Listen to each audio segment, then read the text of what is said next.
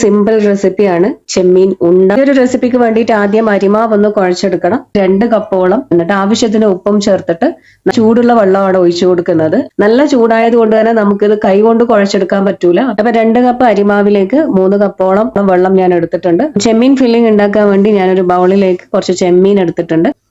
ആവശ്യത്തിനുള്ള മഞ്ഞൾപ്പൊടി, മുളക് പൊടി, കുറച്ച് ഉപ്പും കൂടെ ചേർത്ത് നന്നായി ഒന്ന് മിക്സ് ആക്കി എടുക്കാം. ചെമ്മീൻ നന്നായി പൊരിച്ചെടുത്തിട്ട് എണ്ണയിൽ നിന്ന് കോരി മാറ്റുന്നുണ്ട്. 2 സവാളയും 3-4 പച്ചമുളക് അരിഞ്ഞതും കൂടെ ചോപ്പ് ചെയ്തത് അങ്ങ് ചേർത്ത് കൊടുക്കുന്നു. ഉപ്പും കൂടെ ചേർത്തിട്ട് ഒന്ന് നന്നായി വഴറ്റിയെടുക്കും. ഒന്ന് വാടി കിട്ടിയാൽ മതി. ഇനി ഇതിലേക്ക് പൊടികൾ ചേർത്ത് കൊടുക്കാം.